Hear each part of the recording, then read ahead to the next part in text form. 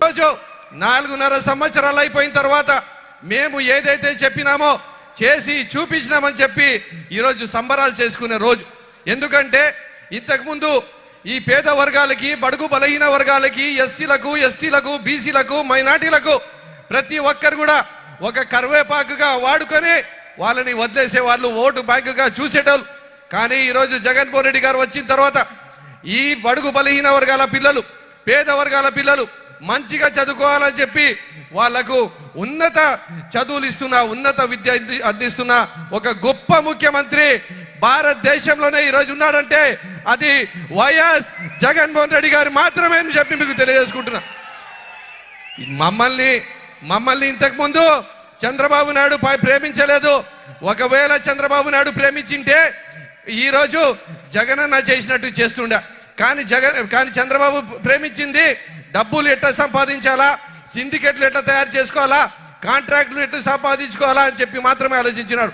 కానీ ఈరోజు జగన్మోహన్ రెడ్డి గారు వచ్చిన తర్వాత నాడు నేడులో స్కూల్స్ కానీ, నాడు నేడులో ఆసుపత్రులు కానీ, ఈరోజు అమ్మఒడి నుంచి, విద్యా దీవెన నుంచి, వసతి దీవెన నుంచి, ప్రతి ఒక్క పిల్లలకి ట్యాబ్ నుంచి, ఈరోజు గవర్నమెంట్ స్కూల్స్లో ఇంటరాక్టివ్ బోర్డు నుంచి మీ పిల్లలు ఒకవేళ మంచిగా చదువుకొని ప్రపంచంలో ఉండే 100 యూనివర్సిటీల్లో ఎక్కడైనా పోతారంటే ₹1 అయిపోయినా నేను పంపిస్తా అని చెప్పిన ఏకైక ముఖ్యమంత్రి భారతదేశంలో వైఎస్ జగన్మోహన్ రెడ్డి గారు మాత్రమే చెప్పి మీకు తెలియజేసుకుంటున్నా. ఈరోజు మేము మాత్రం తెలుగు మీడియం చదువుకోవాలి, మేము మాత్రం బానిసలుగా ఉండాలి, మేము మాత్రం చిన్న జాబులు చేసుకుంటూ ఉండాలి, వాళ్ళు మాత్రం ఎదగాలి అనే విధంగా ఏదైతే మైండ్ సెట్ ఉండిందో దానికి మార్చి ఈరోజు ఇంగ్లీష్ మీడియంని తీసుకొని వచ్చిన గొప్ప నాయకుడు జగన్మోహన్ రెడ్డి. కాబట్టే మేమందరం ఆయనకు ఇంత ప్రేమిస్తాం, ఇంత అభిమానిస్తాం, ఆయన కోసం ఎంత దూరం పోవడానికి కూడా సిద్ధపడతామని చెప్పి మీకు తెలియజేసుకుంటున్నా.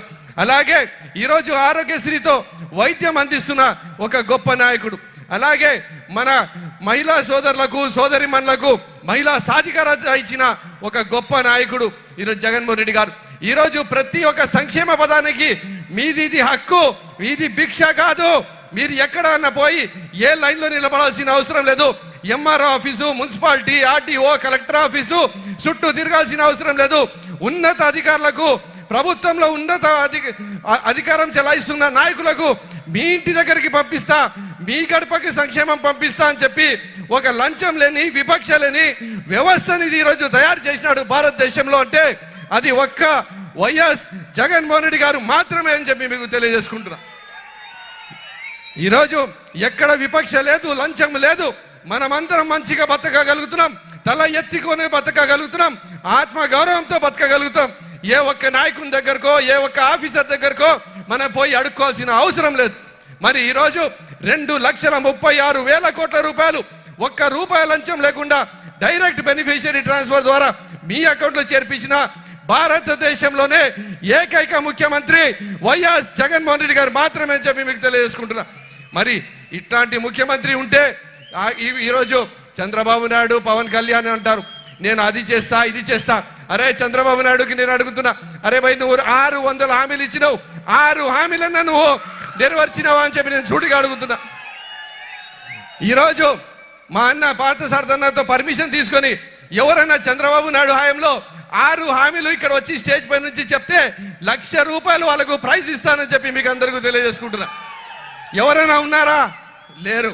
కానీ అదే జగన్మోహన్ రెడ్డి గారి నాయకత్వంలో ఈరోజు దాదాపు 25 సంక్షేమ పథకాలు చెప్పమంటే ప్రతి ఒక్క అక్క, చెల్లమ్మ నుంచి చిన్న పసివాడు కూడా వచ్చి చెప్పగలిగే పరిస్థితి ఉంది.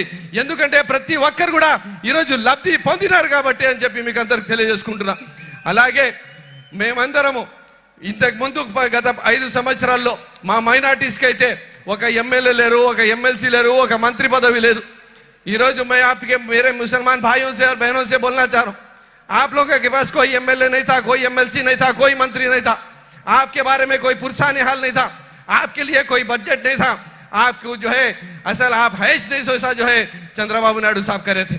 मगर आज 4 एमएलए, 4 एमएलसी, 1 डिप्टी सीएम, एक जो है मंडली में वाइस चेयरमैन आज माइनॉरिटीज में अगर है तो वो सिर्फ వైఎస్ జగన్మోహన్ రెడ్డి साहब के पास है. ఇంతకు ముందు ఎస్సీలో కానీ ఎస్టీలో కానీ బీసీలో కానీ మైనార్టీలో కానీ ఎక్కడ కూడా రాజకీయ చైతన్యం ఇంత ఉండేది కాదు. రాజకీయ చైతన్యం ఉన్నా వాళ్ళకు బలోపేతం చేసే దిశ కాదు. కానీ రాజకీయం ఈరోజు ప్రతి ఒక్క సర్పంచ్ స్థాయి నుంచి ఎంపీటీసీ నుంచి జెడ్పీటీసీ నుంచి ఈరోజు ఎమ్మెల్యేల నుంచి మంత్రి మండలి వరకు ఈరోజు ఎస్సీ ఎస్టీ బీసీ మైనార్టీల రాజకీయంలో మేమందరం ఉండమంటే అది జగన్మోహన్ రెడ్డి గారి వల్లనే. ఇది మార్పు కాదా అని చెప్పి మీకు తెలియజేసుకుంటున్నా. मेरे भाइयों, आप लोगों को बोलता हूं, माइनॉरिटीज के वास्ते क्या करे बोल के बोलते, अरे चंद्रबाबू नायडू साहब आप कभी माइनॉरिटीज के बारे में नहीं सोचे. हमारे बारे में उस दिन साचार कमेटी, रंगनाथ मिश्रा कमीशन, उसमें बताया गया अगर सबसे गरीब कोई है तो वो मुसलमान है. तो हमारे को उसके बाद में कोई रिजर्वेशन दिया तो राजशेखर रेड्डी साहब दिए, जिसके वजह से आज लाखों बच्चे हमारे जो है पढ़ लिख के जो है आज ऊंचे मुकाम पे हैं. आज जगनमोहन रेड्डी साहब उनको वही बच्चों को फीस रिमबर्समेंट से लेके सारे के सारे पदकाल उनको घर तक पहुंचा रहे बोलकर आज हमारे लोग बहुत सुकून से जी सक रहे.